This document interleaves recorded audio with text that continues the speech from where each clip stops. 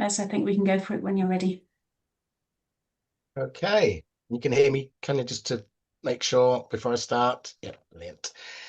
Hi, thank you for joining us today for this this webinar that's organised by ADR England Research Community Catalyst Children at Risk of Poor Outcomes. You probably know that the Children at Risk of Poor Outcomes community aims to support research around children and young people who are supported by early intervention services and or children's services in the UK. Now, amongst other things, this community works together to provide a national strategic leadership for the use of flagship data sets that are made available by ADR, Administrative Data Research. We'll hear a little bit more about these data sets as we go through the talks. We were due to hear three talks, and we will hear about three talks. One of those will be slightly shorter than we were anticipating. But each of these talks focus on research around dual system involvement. Now, that's the dual systems of children's social care and the criminal justice system. So, all of these talks are about research around children whose lives are impacted by both the criminal justice system as well as the child welfare system. Now, it's well known that early intervention is key for healthier outcomes for children, particularly those who are vulnerable and at risk. And at present, we don't know very much about the implications for these children who are involved in and supported by both of these systems. In fact, we don't really know very much about the implications for parents and carers. And we certainly don't know very much at the kind of the larger scale and national level. But access to and capacity to use the administrative data sets that are going to be discussed today, it's constantly developing. And so, as evidenced by today's talks, we are beginning to understand the experiences, the similarities and differences, etc., of children as well as carers who are affected by both systems. And finally, understanding these children's experiences and the outcomes that they face are going to help us make good policy and practice recommendations. And so the research being presented today is incredibly important, and we're very excited to be able to present it to you. So first, we're going to be hearing from Dr. Anna Leyland, who will be talking about safeguarding futures, reducing the risk of criminal justice involvement for children in contact with the social care system. Anna's talk was due to last for 20 minutes with 5 minutes of questions, but there could well be some flexibility on that. We were then due to hear from Dr. Stephanie Sinclair and Dr. Nathan Nichols. Now, this presentation is split between Stephanie and Nathan has materials, but he, for unforeseen circumstances, is not able to make it today. So Stephanie can't give the full presentation, and so there will be a brief introduction about that project from Stephanie. Finally, we're going to hear from Dr. Helen Hodges, who's going to talk about vulnerability and interplay between services supporting justice-involved children. Helen's talk will last for about 15 minutes. We've now got a little bit more space for that. There were 5 minutes for questions and answers. We've probably got a little bit more time for that as well. We're aiming at the very latest to finish at 4:25. It may well be before then. If it does go up to 4:25, then we've still got five things to wrap things up. And just a couple of other things.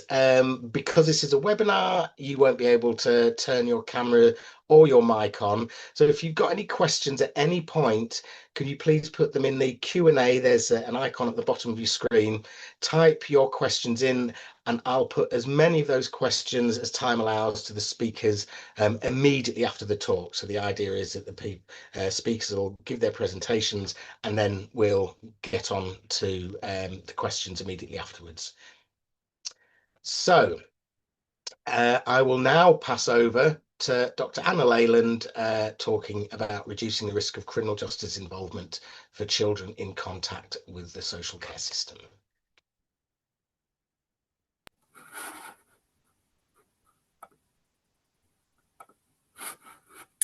Okay, is that showing on the screen?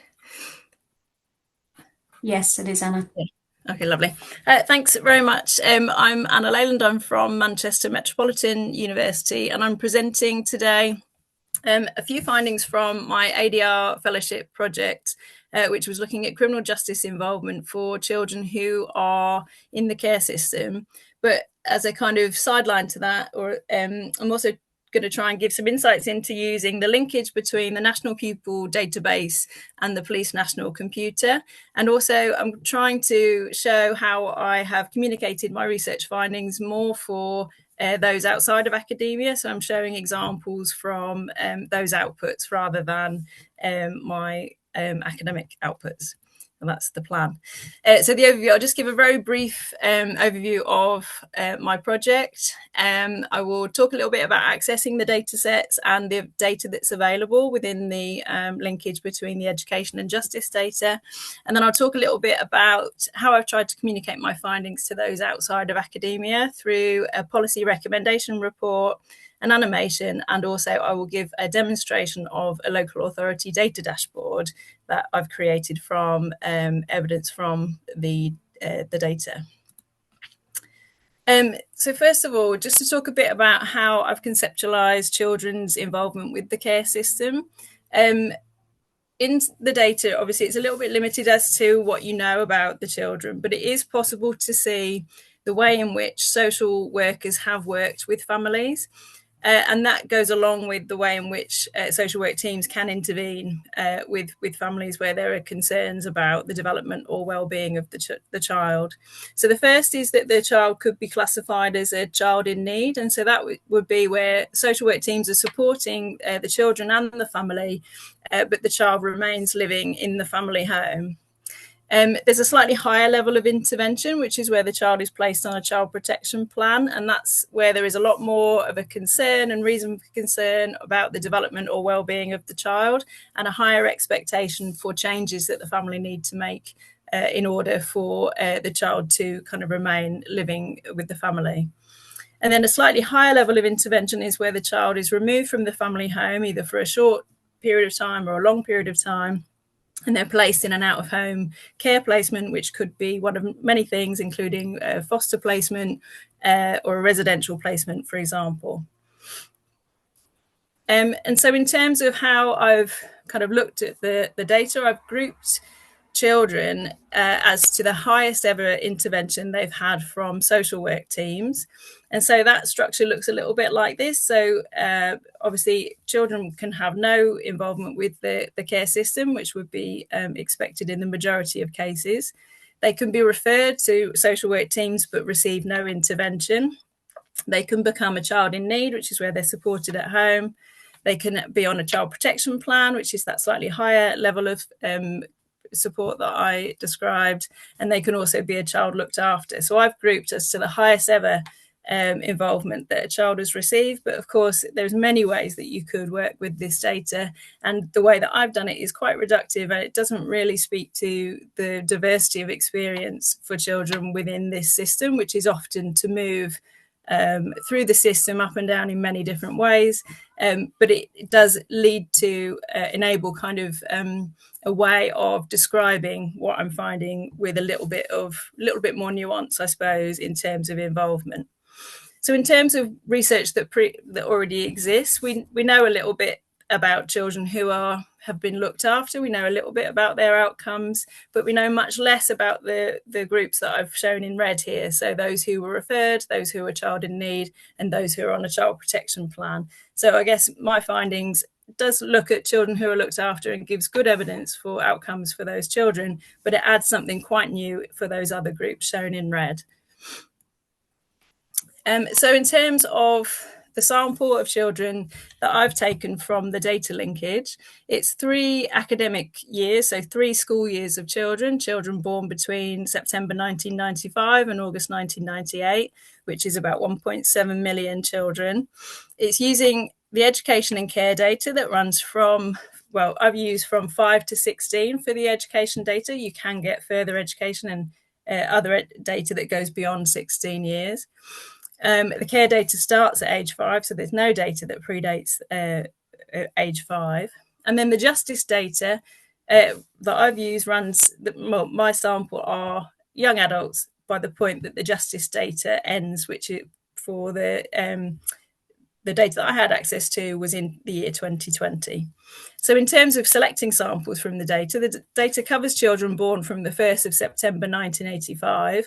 And in terms of estimating sample size, there's about 600,000 children born each academic year. And it is about 50-50 girls and boys in each year. But data coverage obviously varies greatly over that time. So in terms of my sample, 1.7 million children, as you expect, the vast majority had no involvement from social work teams. That's 86%. 7% were referred but received no intervention. 4% were a child in need. 1% was on a child protection plan, and 2% were child looked after as their highest ever level of involvement. So a little bit more about the linked data. So the data is linked from the Department of Education and the Ministry of Justice. And the education data is the National Pupil Database, which runs from 5 to 18 years. And within that data, you have access to a number of data sets. So it's actually, when you get your data from the NPD, it's a huge number of separate data sets that all actually need to be linked together using the unique identifier that exists across all of the NPD data sets. So one of the most informative data sets is the school census. So for mainstream schools, it's just called the school census, but there's also one for pupil referral units and also alternative provision, as they're called now. They're the same thing. There's other types of school. And that's a termly return, and it has a lot of the fundamental data in. So age of the child, you get birth, month and year, ethnicity, which is a number of categories for ethnicity. You've got the indices of deprivation affecting children. You've got categories of special educational need, free school meals. You've got the lower super output area, so a small geographical area which is based on home postcode, and you've got data about the siblings, but I haven't actually worked with sibling data, so I couldn't tell you much about that. You've then got annual returns from the early years foundation stage profile and each of the key stage profile. They're each separate data sets, so they're annual returns based on the academic year. And then you've got the child in need data, which is an annual return from the calendar year, and the child looked after data, which is an annual return on the calendar year as well. So in the child in need data, it's got record of referrals, open and closed cases, so the dates of those, whether the child has a disability and what it is, whether they're on a child protection plan and the dates of that.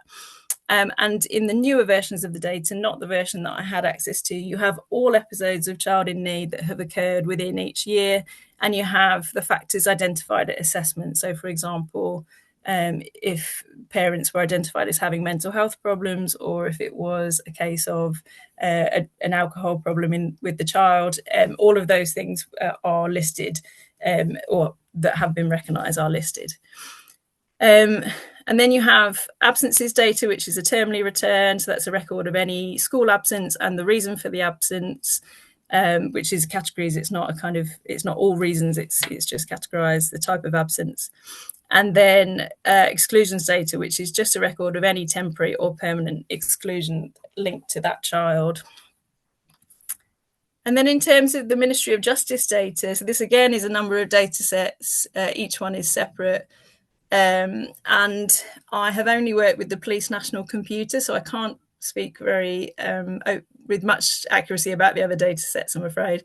But the Police National Computer has the dates and the codes linking to any offence and any disposal, and some details of, for example, the police station, and some demographic details as well. But I think most people that have worked with the PNC, given that you've got the data linkage, would probably suggest using the education demographic details, which are more accurate. The PNC is heavily coded, so within what is shared from MOJ, you also get other data documentation which tells you what the codes are, but that doesn't always actually link correctly through to the codes. But then you have the other data sets in the share, which are the Magistrates Court data, the Crown Court data, information on the prison population, prison discharge data, and then OASIS, which is I haven't used, but it's an assessment of the risks and needs of offenders. But I think it's only used. You can correct me if I'm wrong, if anyone knows on the call. But I think it's only for over 18s, and I think that people that have used OASIS in the data linkage say that it's perhaps a very small sample and that the data is quite difficult to use.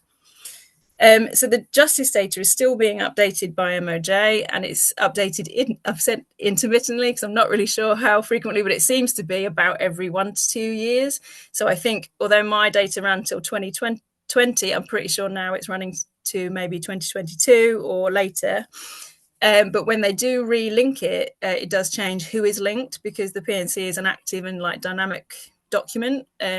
So it might be that some cases have changed or over time, for example. And yeah, again, there is within the data share the data code, so you can understand the PNC a little bit better. So in terms of accessing the data, there are several processes, and it's a really long process to get access to the data.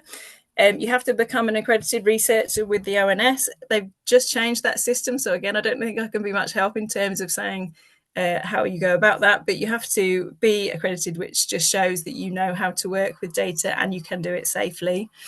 You have data sharing agreements with both data owners, so the Department for Education and the Ministry of Justice. That's a lot of paperwork, and it isn't just a one-off thing. It's a back and forth with the data owners as well to make sure that they're happy with the data you're asking for and that the project is legitimate and things. So that's quite a long process, and the paperwork is quite heavy, I would say. And then you need access to the Secure Research Service, which is now called the IDS, which I've just forgotten what that means. And that is to enable you to access the data safely through a secure connection. So you can't access the data share from home. So you have to be either in a safe pod, which are available across lots of universities in the UK, or you can agree with the ONS to have a secure access, for example, at your desk in your office. But again, that's more paperwork, and you have to prove that that space is a safe space for you to access the data. So I've estimated, this is really crude, but I've estimated it can take up to a year to access the data from my experience and other people's.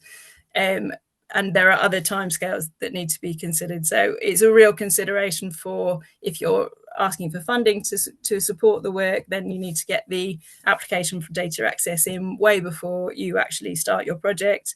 If you are hoping that a student might work with the data, I think given delays with accessing the data, but also working with the data once you're actually working with it, I think that's really problematic for, say, PhD students or master's students. And I'm not actually sure it's something that's particularly feasible, although people have done it, but I think it's been quite hard for those individuals.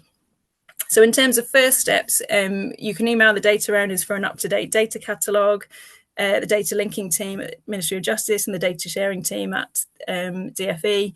I think the Justice team tend to get back to you more quickly, so it might be best to start with approaching them.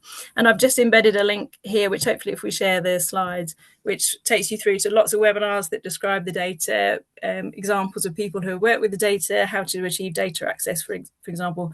And none of that existed when the data was first available when I was working with it. And I think it's absolutely brilliant that that stuff is now there as a sort of first step to understanding the data share. Okay, so going on to my research findings and the ways in which I have tried to communicate them. So one of the things that I was really keen to try and do with my fellowship was have outputs that went beyond kind of academia, and all of that was completely new and has been quite a learning curve for me. So one of the ways in which I've worked to share the research findings is to produce this animation, which I'm going to show you in a minute. And that was created by Inertia Creative, which is a great media and team based in Barnsley. And so hopefully this will give you some insights into the findings, but you'll see that it's obviously been created for a policy and practice kind of audience. So we'll see now if it will play. Here we go. There is an urgent need to stop the criminalisation of vulnerable children. There were 84,000 children looked after by local authorities in England in 2023, whether that's in residential care or a foster home. For these children, the risk of entering the criminal justice system is 4.5 times greater than children not in the care system. This is increasingly well recognised, including by the government, who acknowledges that these children are at increased risk of being labelled as criminals, often due to minor behaviours. But there are other groups of children receiving support from the care system whose outcomes we know much less about. This includes almost 500,000 children who are on a child protection plan or who are a child in need. Our ADR UK funded research shows that those classed as a child in need or on a child protection plan are also much more likely than their peers to have a criminal caution or conviction by age 25, both having more than twice the risk of criminalisation than the rest of the population. While we see an impact on all children in the care system, we notice this even more so in relation to girls involved with the care system. In some areas of England, the rates of criminalisation are around 3 times as high as in the areas with the lowest rates. These differences demonstrate that the protection children get from criminalisation depends on where they live. There is an urgent need to reform practices and policies. Otherwise, disproportionate numbers of vulnerable children will continue to gain criminal records that can have a long-term impact on their life chances.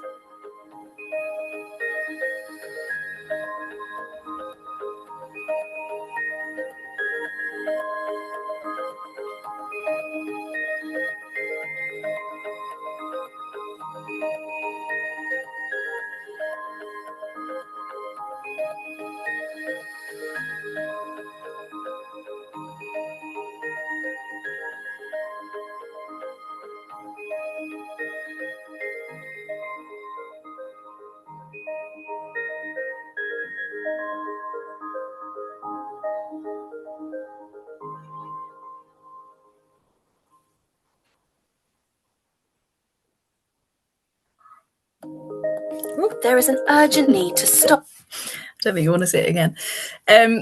So that's a summary of the kind of key findings from 2 of my research questions.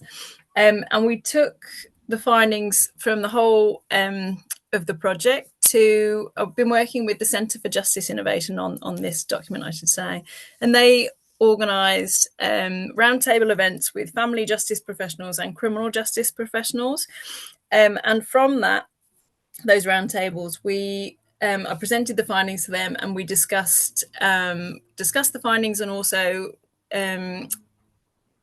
developed or gathered together case studies of good practice that from across England that evidenced ways in which outcomes for young people who cross over into the care system and the criminal justice system, ways in which those outcomes could be improved through changes to policy and practice. So this is the recommendations report, and I've got a link here to the report. I'm setting you homework, actually. So your homework is you can access the report and have a look at the findings and have a look at the case study. So it's really trying to show what the issues are identified by the research, and then ways in which those issues could be addressed through changes to policy and practice. So that's very recently been launched. We had the launch event for that in May, and I'm quite hopeful with that document. And again, it was a good practice for me in terms of summarising the findings for a different type of audience. So please do, I'll share the link after I finish speaking so you can have a look at the recommendations report. And then the final thing I wanted to show you, and I'm glad that my time's been extended because I can see I've already been nearly speaking for 20 minutes, was that from a very large data table that I exported from the Secure Research Service, I was able to construct a local authority data dashboard using R Shiny. So all my analysis is done in R. And I've got, that's a link to the dashboard here, which is on my website, children.org. And it's a freely available, free to use website. And I'm just going to try and give you a demonstration of that data dashboard now, and I'm going to use a pre-recorded sort of thing where I'm scrolling through the website. So again, I'll just see if it plays. Someone tell me if not. We have tried it earlier and it was okay. Okay, so this is the dashboard. If you click on, once I share the link with you, this is the welcome page to the dashboard. There's your option to scroll down the left, and then on the welcome page you can link through to the 2 key pages, which is one where you're able to compare all the local authorities of England in terms of their outcomes for children in the care system, and on the other page you can do a local authority deep dive for one local authority of interest and one comparison local authority. There's a download of a PDF that shows you how to use the dashboard, and that's available there. And so here we're going to go through to the compare local authorities option. So there's a little bit of information about the project, a little bit about the data, and then you're able to select your care system group of interest. So this is all the groups that I was discussing before, and any care system is anyone with an intervention. We've got the adjusted data or the no adjustment data. So the adjusted data is really the outcome from the regression model. So it's much better to use that. So we've recommended that, but we've put the no adjustment data in there as well, just for people to be able to make comparisons. So although all the local authorities are chosen, you can choose to highlight local authorities. I think it's more or less endless. This you could select as many as you wanted. It's a drop down. You can also type in the box, and every time you select one, it turns from white to yellow on the caterpillar plot. All the visuals are interactive as well. So as you hover over them, it shows you a pop-up box with more details. So this is a rank of local authorities. There's 152 local authorities, but they are suppressed when the numbers are too small. So it's not often 152 that are shown. There's nearly always at least 2 that are suppressed. And it shows you in the hover box your selected group, which is child in need in this case, and then a comparison to the no care system group. So this is the proportion within the local authority who had a criminal caution or conviction for Barnsley, and it is comparing child in need, which is 23.3% of that group have a criminal caution or conviction, compared to 6.9% in the no care involvement group. And then there's a bit of information here then about what a caterpillar plot is and what it's showing in this case, because they're not actually that familiar for a lot of people. And then this is based on the same selections. It's the same data. It's just visualized differently, because obviously we all have preferences as to how we're viewing our data. And this time it is using the national average, which for the children in need is 19.5% of the population will have a criminal caution or conviction by young adulthood. And the national average is shown in white. So this is then enabling you to see quickly as to local authorities with a higher criminal caution and conviction rate, which is shown in the kind of yellowy orange, and then those with the lower criminal caution and conviction rate, which is shown in a blue, the bluey green. And again, it's interactive, so you can hover over the local authorities, and it will show you the proportions as we saw in the graph above. So our selected local authorities are shown with a kind of wiggly pink outline, Barnsley and someone else. I didn't see what that was. And there is an option to zoom in, which is helpful for areas such as London, where it's a little bit clustered. Again, it explains a bit about what the map is showing. And then again, based on your selections from above, there is a table which shows you the data. This is more or less what was exported from the secure server as well.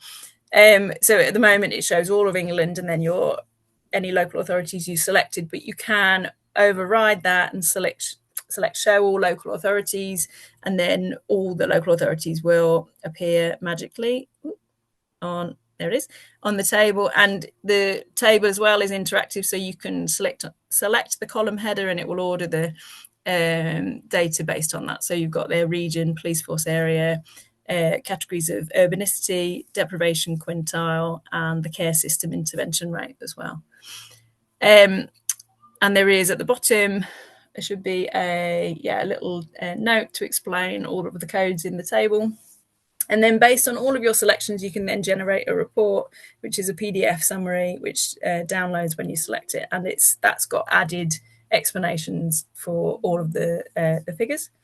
So then the second option on the dashboard is the local authority deep dive. Again, you can download the how-to. It's got information about the data. You can select your local authority to focus on. You can only select one, and you can select a comparison local authority. Again, only one.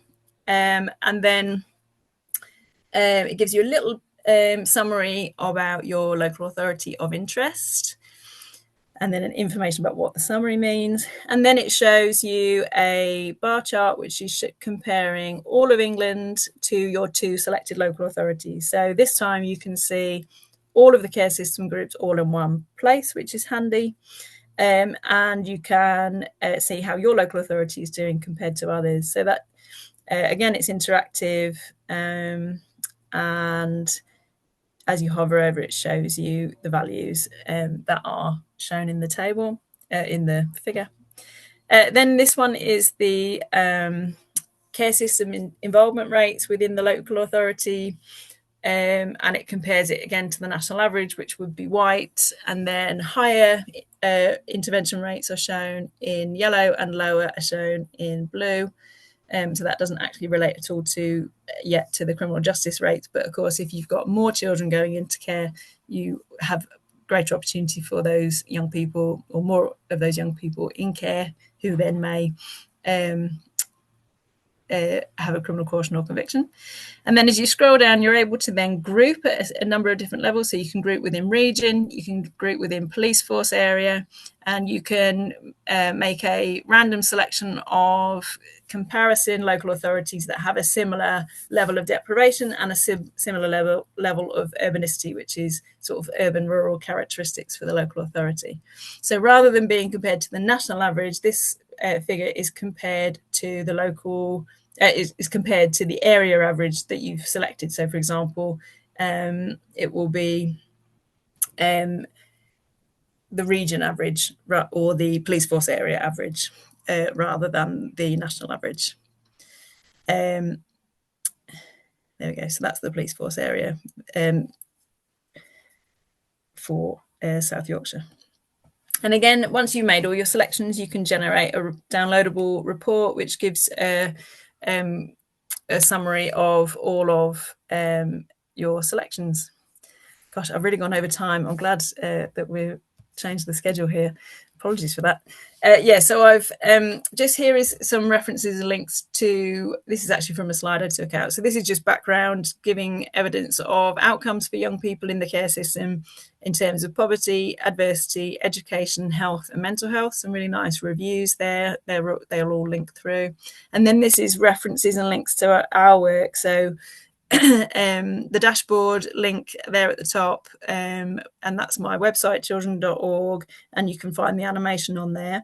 The local authority paper has been published, so there's a link to that paper, and there's another ADR report which is looking at outcomes in custodial sentences for children in the care system. So that's just a selection of things, and hopefully we'll share this with you. And that's it. I'm sorry for going over time. Thank you, Anna. So fascinating to see and hear more about the data that's available and what the possibilities are. So you were talking about both ADR data, but also other portals through which you can get information. So it was great to hear that. There's 3 questions that have appeared in the Q&A thing. Firstly, it's very interesting. Any insights into why the particular years were chosen over others? So, I guess it's the sampling, the years that were chosen for the sample. Why were they chosen rather than any other years? Yeah, so that was based on a weighing up of data coverage, basically. So the biggest consideration for work in this area is the coverage of the child in need and child looked after data. So the child in need data has good coverage from about 2010 and the child looked after data from about 2006. And then it was about having long enough at the end to see into young adulthood as well. So it's kind of a balancing act really, of having all the variables that you're after and good coverage of those, but also enough time at the end for, depending on whether you want into young adulthood or just looking up until 18. And that those 3 years, I could have done more years, I could have done fewer years, but I think choosing just 1 year is potentially problematic if that year has a particular anomaly in data collection. So 3 years was to be safe, and a sample of nearly 2 million seemed like enough, but actually could have done more years. Yeah, so I think if I were to do it now, I would probably select the sample slightly differently, but the sample served its purpose. Yeah. Thank you. And 2 more questions. I think we've got a time within the next couple of minutes. One from Chung Yun Park. Sorry if I pronounced your name wrong. Do you have any insights into how this type of admin data is used or can be used to enable multi-agency working? Yeah, so potentially that is between social work, police and education. Is that, I guess it's, well, this isn't a back and forth, is it? So I'll just assume that's what it means. So yes, I think given the way the departments operate, I would say that at a government department level, I think that each department will be using this data linkage and looking at it for their own purposes.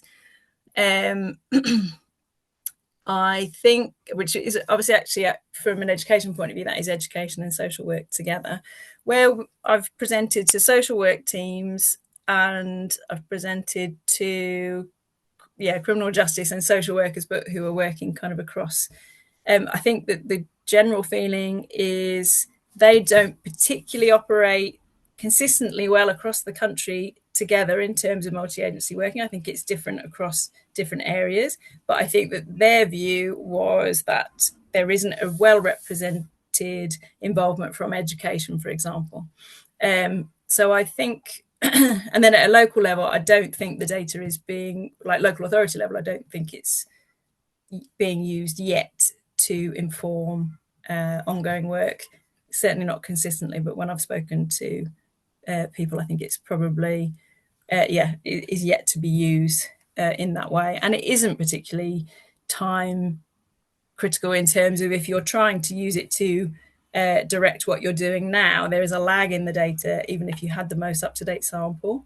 So I think that's problematic for true kind of using it as a tool to measure what's going on the ground.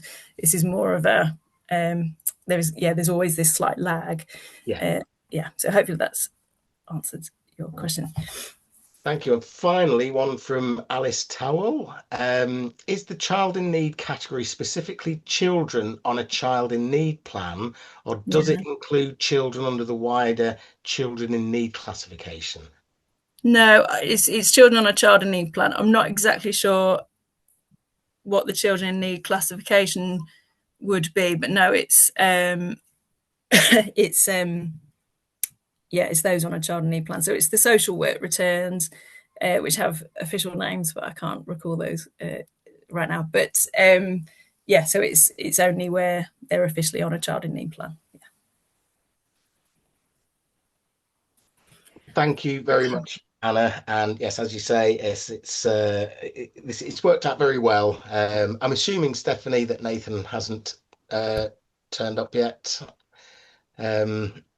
So yes, it's given the flexibility to allow that to go over a little, but it was time very well used. Really fascinating. I should just Lucy Griffiths has said, thank you, Anna, excellent demonstration of the best way in which we should be communicating our science and the realism required with regard time needed for data access.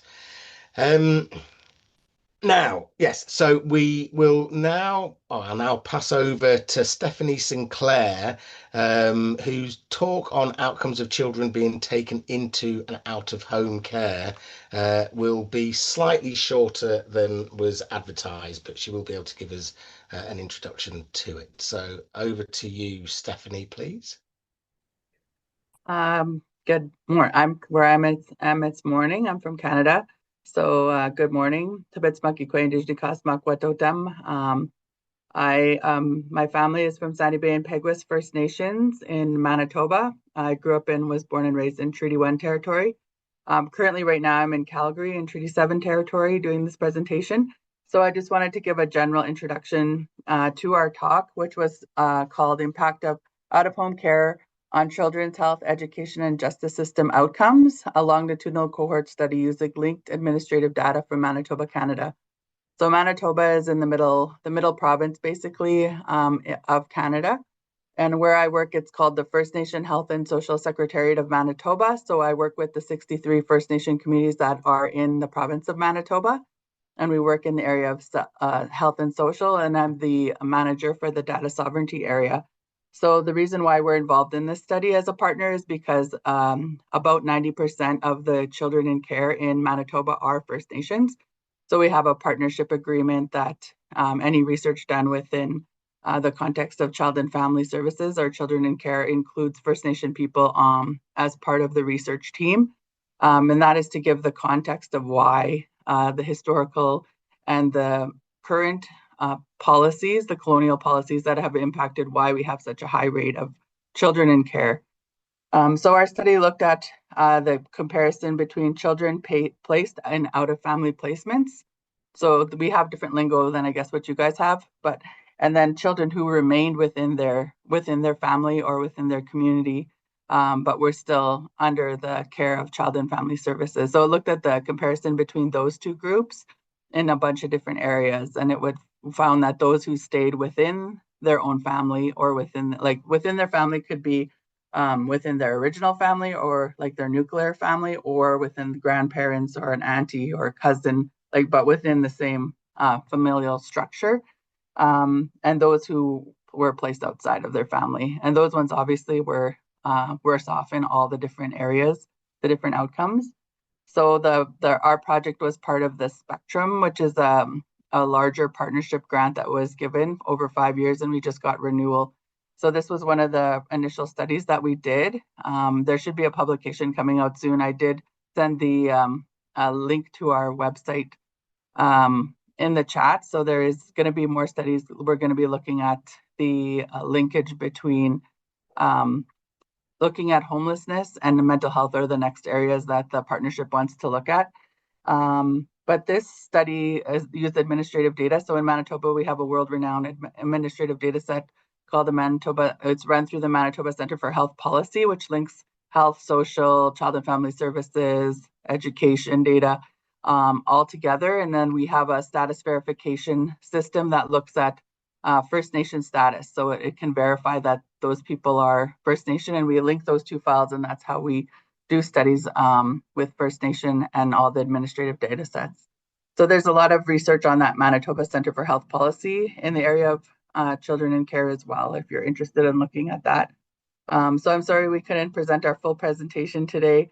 Nathan is the one who would be able to answer all the analytical questions, but that is the general overview of what we found. And we will be continuing to do further research and to explain some of the whys, and also looking at what are the best practices. So I really appreciated your talk, Anna, where you talked about having those policy discussion circles after to look for best practices that could, there's a lot of good ideas of what you did. So I really appreciated that talk, and I look forward to hearing the next talk as well. So thank you so much for this bit of time I had, and hopefully you're able to look at some of that data from our studies in the future. Thank you, Stephanie. Yes, I mean, despite not having some of the empirical evidence, what's going on, or learning about what's going on, and what we can look forward to was great. And for those of you that haven't spotted it, the link that Stephanie was talking about is in the chat, so you can click on that and find out more about the work that they're doing. There haven't been any other questions, so we will move on to the next. If there are any questions that come up in the meantime, I should say to people in the audience that please, if you do think of any questions, throughout the rest of this webinar that relate to either of the two talks we've had so far, then please put them in the chat and make it clear what the questions are in relation to. So in the absence of any other questions, thank you once again, Stephanie. We'll move on to Dr. Helen Hodges. Her talk is titled Vulnerability and the Interplay Between Different Services Involved in Supporting Justice-Involved Children. You did initially have about 15 minutes for your talk, Helen, but you clearly have slightly more, or more than that now. So as I say, we're going to hope to go on until 4:30. If we finish before then so be it. So over to you now, Helen. Brilliant. Thank you very much. Hopefully this will start in a second. There we go. Perfect. So I'm coming at this by explaining two different projects that I've been involved in. The first one is looked after children in the youth justice system. And I think it's important, particularly after Anna has given that lovely context about what the data is, what data we've got, to explain the data I'm particularly using, because it is quite different. And then the second project, I want to talk about some of the opportunities by looking at a particular project which is around breach proceedings. I'll explain more about what breach proceedings are when I come to that part of the project. I'm coming at this very much from a justice point of view, so I'm very grateful for Anna for having explained some of the children's social care, because it gives me less to have to explain.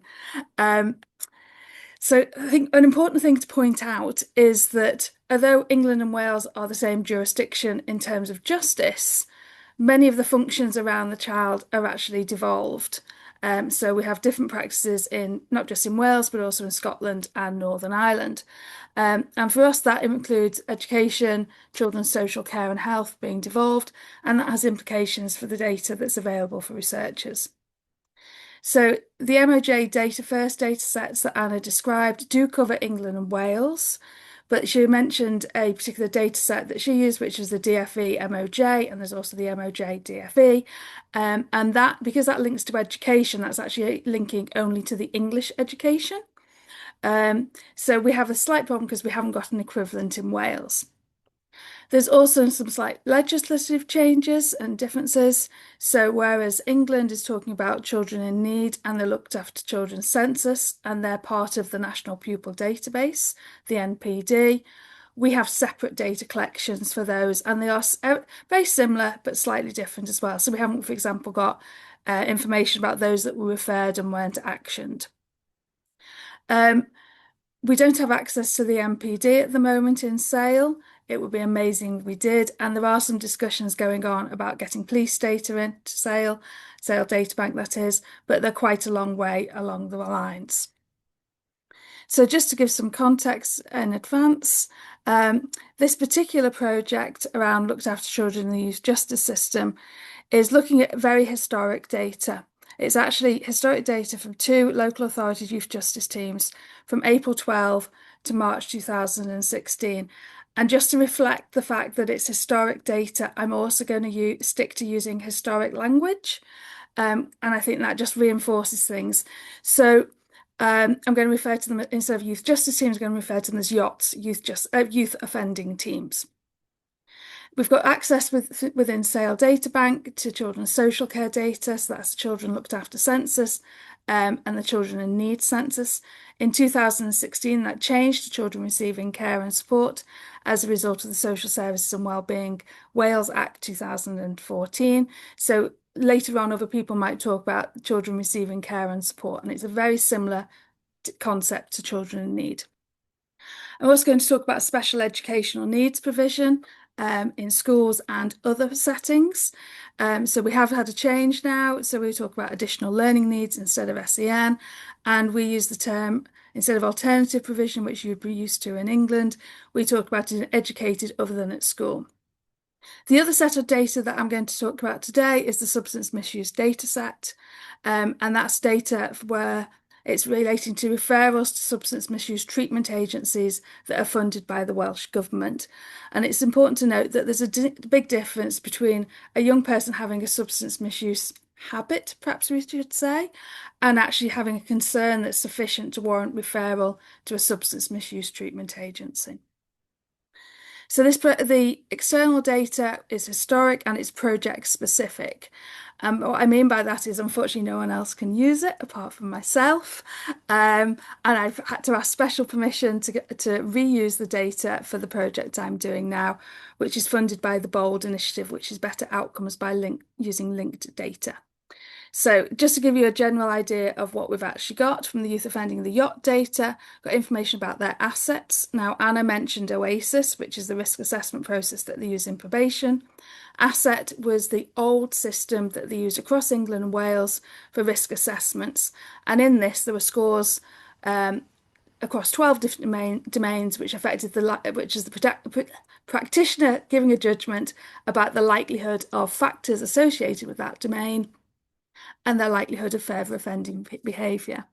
I also got information about their offences, their address data, which included some basic cohort and social demographic information, and also court data. The offences and court data could be split, so it's possible to identify between a breach, which is a form of non-compliance that can result in quite significant consequences, because the young person is returned to court and could end up in custody, and an actual offence. All of these children have already committed one offence and are in the system. So this isn't about predicting reoffending. My focus is very much on what can we do when they're in the system to get them back on a positive pathway. I mentioned the court data. We can split that between remand and custody. And I was able to link this data to the data sets that are on the right of the screen. We use a process in SAIL, which is referred to as an ALF, an anonymised linkage field, and it's a magic lookup key, essentially, which it links to encrypted information. So you can see there I've linked to the education, children's social care. I have used the CAFCAS data, but not for this particular project. I looked at that previously, and many of the young people, because of the coverage, had appeared as adults in that data rather than as children. And then I mentioned the substance misuse data set. So just some very quick information. I'm conscious when Katie Hunter talks about her research, she talks about 2.3 million children. And I noted that Anna made reference to 3 school years, 1.7 million, 686. So it is a very small, it's a sample from two local authorities. We have 22 local authorities in Wales and approximately 550,000 children from 0 to 15 and living in Wales. I've done the chart in black on the left of the screen, gives an indication about the first year that they had, the academic year of their index asset. Now, because of the way that the data was prepared, I didn't get information about contact prior to the 1st of April 2012. And you can see, therefore, I've got just a small amount of kids that their first assessment by the Youth Justice team occurred in 2011-12. And you can see they peak, most of them are in 12-13 or 13-14, but I have got some from 15-16. And this has implications in terms of the availability of the data. As Anna was describing with the children in need census not going back quite so far, our alternative provision data is only available from 2009-10. And exclusions information was collected for schools from January 2013, but other provision from January 2015. We also have a recording practice change. So the types of SEN, so this could be things like dyslexia, dyspraxia, dyscalculia, ADHD, autism, different learning difficulties. That changed in 2011-12.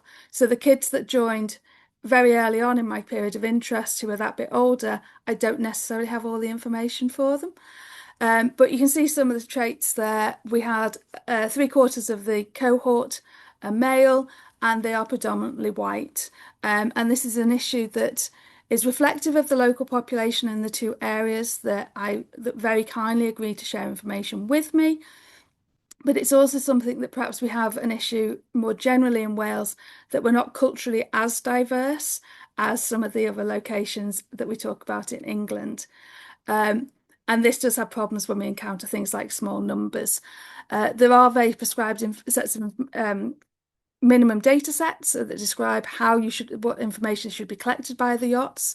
So at the moment, we're having lots of debates around sex versus gender, and we just need to take things at face value as they were recorded at that particular time. You can also see from this chart in green on the right-hand side, age is quite well recorded, and we have the week of birth to help as a data minimization kind of approach. We have the week of birth, and that's associated with the ALF.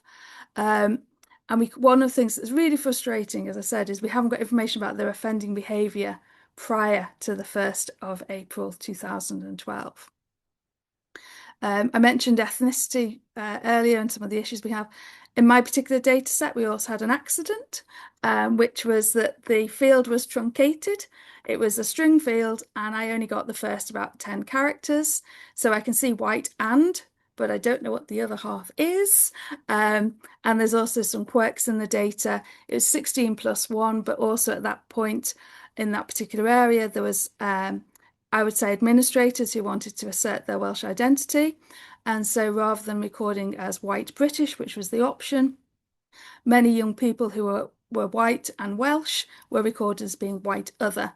And that's something that we typically associate with different ethnicities now, perhaps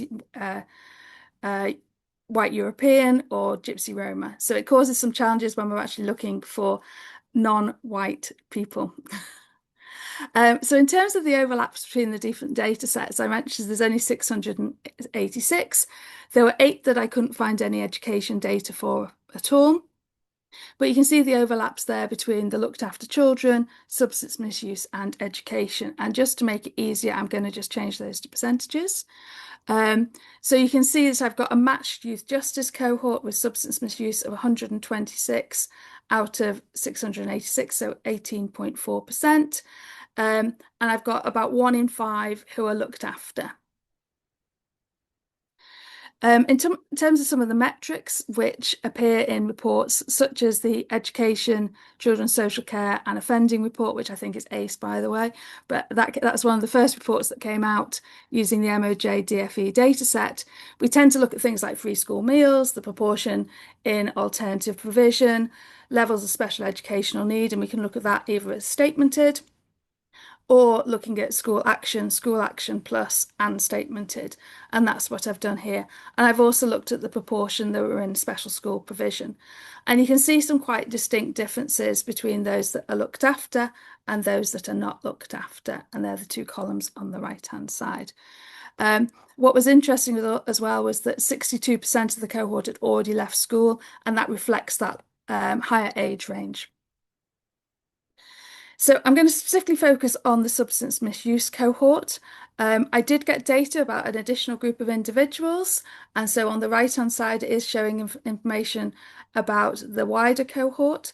There were originally 781 children. Not all of them met my eligibility criteria of having at least 1 offence followed by an asset. And they also needed that magic lookup key, the ALF. So the substance misuse dataset didn't have any date criteria applied to it. So I could also see the children who were referred after the period of interest or were adults at the time. And similarly, we can also see, if we look at the shaded box, we've got the 126 compared to the 552 that had no contact with substance misuse treatment agencies during this period. So this data allows us to look at the way that the role of youth justice in referring children for treatment relative to other agencies and others that might be involved in their lives, whether the timing of their first referral compared to the relative timing of their initial risk assessment makes a difference, perceived differences in the likelihood of, I've called it reoffending because that's the language we're used to, but it's actually committing a further offence, and also the links between those involved in substance misuse and further offending behaviour. So I've just got a couple of very quick tables. There's actually a ridiculous number, frankly, of different referral sources, and I've grouped these. And you can see, although these are small numbers, the majority do come from the Youth Justice Service or support agencies such as Shelter. Education has a strong role to play, and also social services. I also tried to look at the timing between basically where they involved before that initial assessment or after. Okay. So in terms of those that have no involvement at all and those that at that timing of their initial assessment had either previously been involved or were currently involved with substance misuse treatment agencies, this is their mean scores. So the red scores, you can see that they're actually, I always call these a spider chart because it reminds me of a spider's web. But you can see that the score potential for a score between 0 and 4, which is the practitioner rating. And you can see the 12 different domains from the asset profile there. In particular, can I just flag that there is no statistical difference between thinking and behaviour, perception of self and others, and neighbourhood for the two different groups. However, there is a really significant difference, and you can see there from the mean domain scores for those involved in substance misuse and those that aren't. In particular, and probably very relevant in the context of looked after children, the biggest differences are seen in terms of who the child is living with and has had contact with in the 6 months prior to the assessment. And this includes friendship groups as well as kind of family, how appropriate the accommodation is for them. So I've just put a little star next to those two.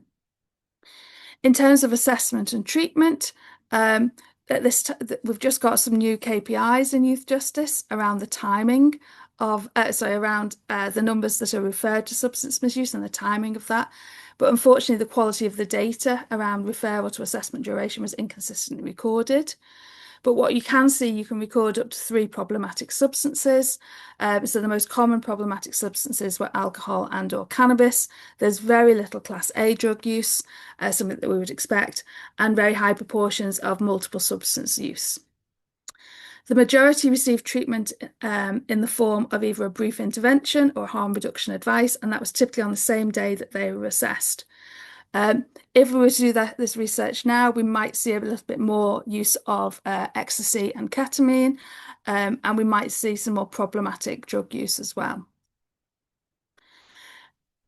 If you actually look overall, in terms of the impact on further offending behaviour, 23% of the cohort went on to commit further offences, but those that were already involved in substance misuse treatment were almost 5 times more likely to engage in offending behaviour. The timing of the referral relative to the initial assessment matters. Those referred after the index asset were 3.6 times more likely to commit further offences compared to those who were already engaging.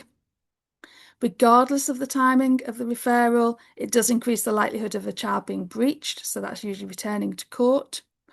And similarly, you can see an increase in the timing and the odds of spending time either in remand or custody. And this kind of helps support this idea that we've got of those involved in substance use live more chaotic lives, but they also are things that make young people more vulnerable. So why does this matter? It is a very small study compared to some of the others that I'm aware of, but it does benefit highlight the benefits of linking data from these 2 policy areas. Obviously, we need to acknowledge that things have changed since this time, and particularly across England and Wales, and I would say more towards Wales, we've got a very pro-children's rights approach now through Children First. So there's a greater awareness of the need for interagency cooperation to provide timely support for people as they navigate the youth justice system. And I've already mentioned some of the trends that would be really interesting to be able to explore in terms of the drugs market and what young people are using. So there is a data insight, which will be on the ADR UK website in the next couple of days. That will be bilingual, and I'm in the process of developing a paper which is looking at the importance of multi-agency support and these different overlaps, not just between the care system and youth justice, but also special educational needs, substance misuse, and hopefully, if I can get Grace to help me, also referrals to CAMHS, because I think that's a very important area.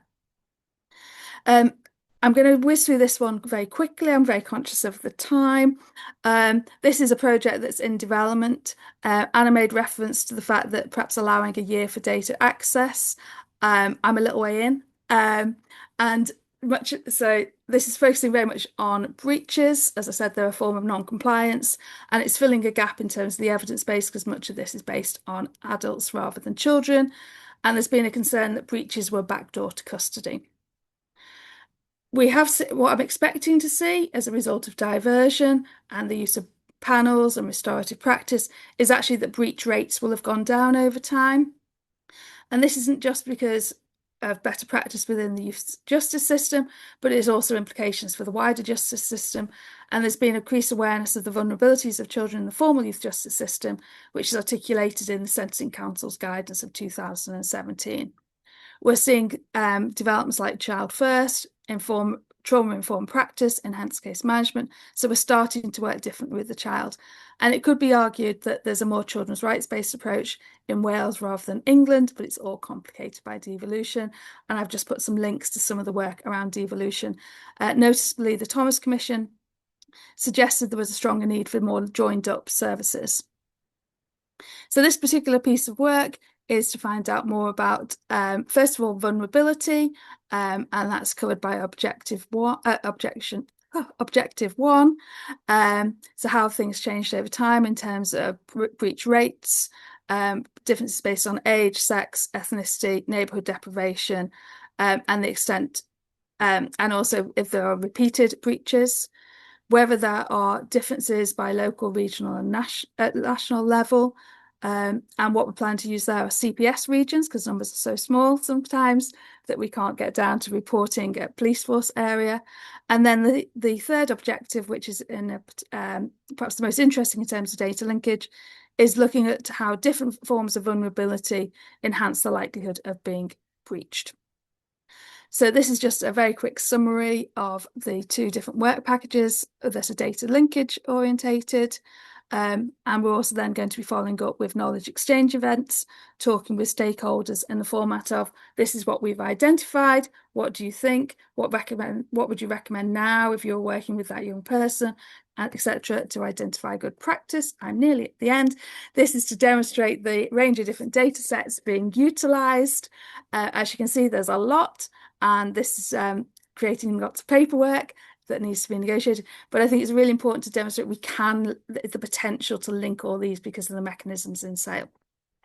So finally, there's two kind of opportunities and reflections. There's two key areas I want to talk about. One is the fact that the way that we're set up in SAIL means that in Wales, we've got this amazing advantage that we'll be able to link across all these different policy areas and really kind of help to drive the agenda forwards in terms of dual system contact kids. We are a small nation and we do have an issue with small numbers. This requires greater care to be undertaken when doing analysis. And there may be points where we drill down so much that we can't actually share the data. But I think there's some important things to bear in mind. While I've highlighted some of the legislative changes and what makes us different to England, we're also very similar despite the dragonisation of youth justice in Wales. I'm done now. Race through. Perfect timing.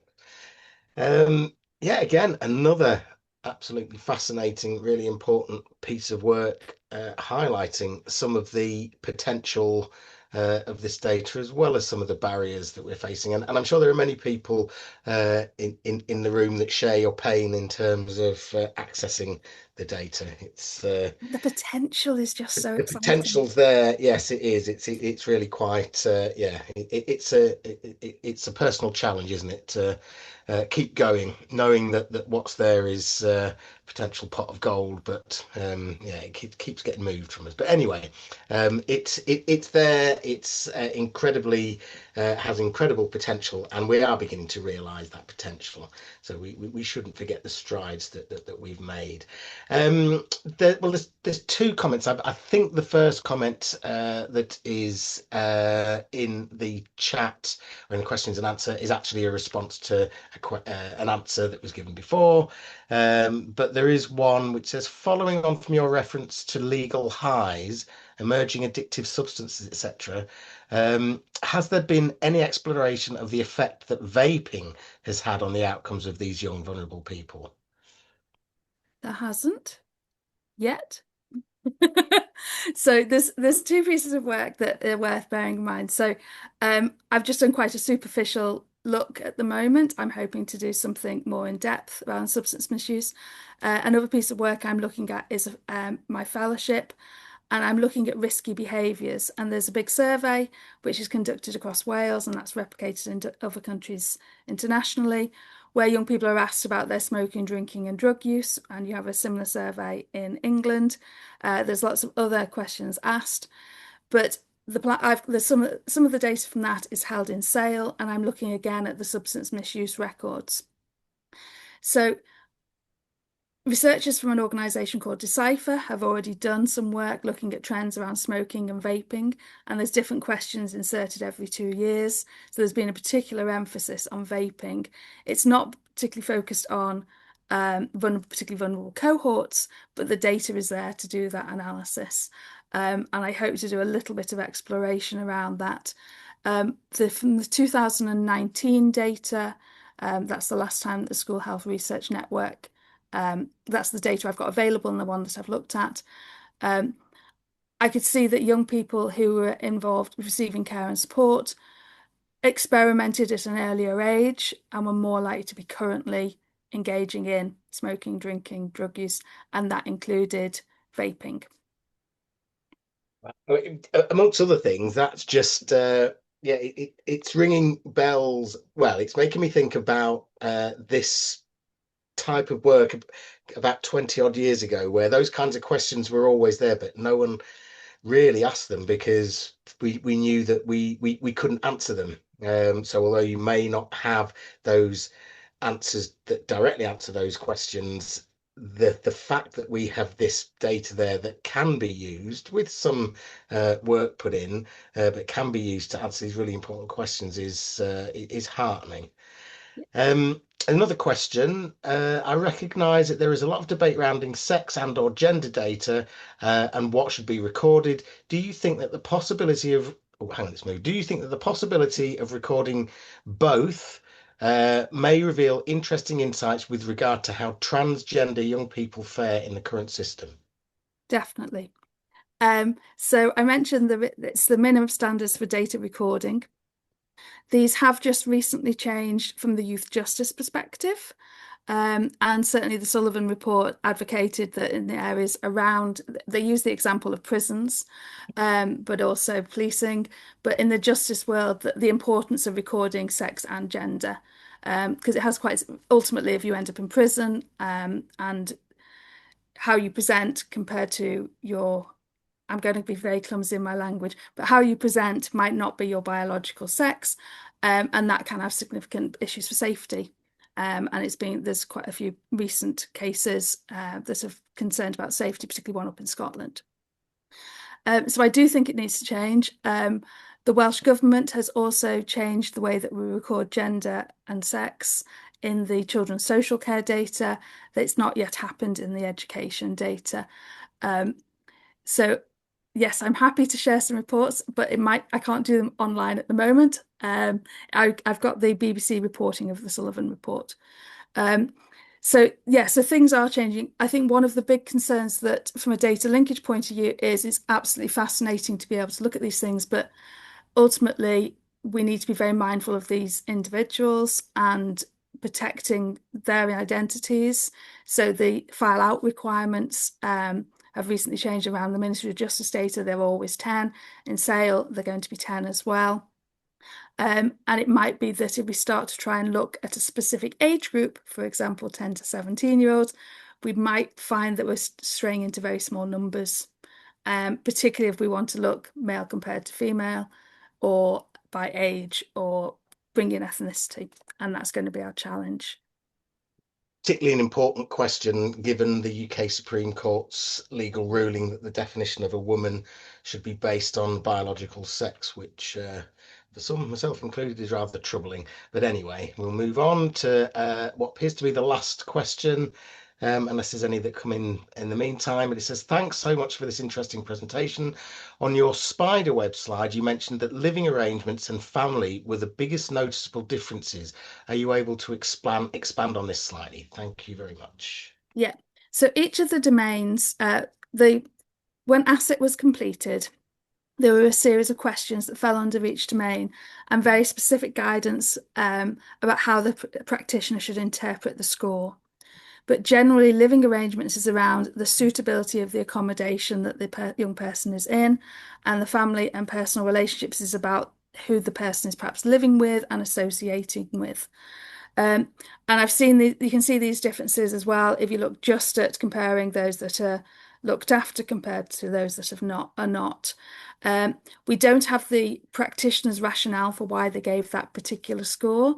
And this is one of the things that's very frustrating about data linkage is we can't go back and say, why did you give that score? And we can't get more information. But I think it's just to give that sense of where there are particular issues. I also flagged, so neighbourhood is one which is very heavily influenced by availability of drugs, and also kind of like the outward signs of an area being run down and things like that. And there's some quite old ideas within ASSET that have since moved on because the tool has been replaced. Thank you. I can't see any more questions. We did have a plan B that before I go any further, we are not going to follow up, which was if we had much more time to fill in, we were going to talk about a study that Karen, Lucy, and myself were involved in, which is at the intersection of where all these talks today have been. But that will be for another webinar. I'm sure you'll hear from us in the future if you're interested. Google Comfort, COMFT, Lancaster and Swansea universities. You'll see what it is that we're doing. But I'll finish off now just by saying that it's been so good to hear. I'm speaking for myself, but I'm sure I speak for lots of other people about what data is available, what data can be linked, particularly coming from my perspective as a criminologist. For many years, as I said, there were loads and loads of questions that we knew needed answering, but that there was almost got to the point where there was no point in people asking those questions, because how can you use data from the criminal justice system which contains information on what happened at school? Now that is, well, it's more than a possibility, it's something that's happening. So it's great to hear the data that's made available, the data that can be linked. It's also great to hear that there's more and more work going on to facilitate being able to use this data. You mentioned, I think it was you, Helen, mentioned the Better Outcomes Using Linked Data initiative. Now, things like that are relatively new, but we're seeing more and more of them, or more and more of these initiatives, and it is really good to see. Data is not without its problems, but it is there, and we should make the most of it.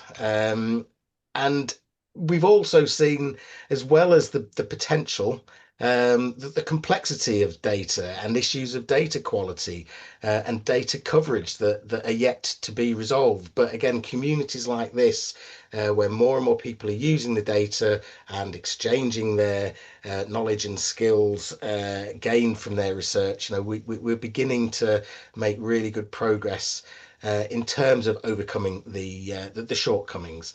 And who knows, one day, maybe in the UK, we will be on a par with the likes of the Netherlands or Norway or other nations that have got incredibly valuable linked data across many aspects of social life that can be used for research, for helping those people developing policy and practice to make better informed decisions. So I will leave it there. And just one more time to say thank you to all the presenters. It has I've been gripped by it, and it's been really important and heartening to see all this research.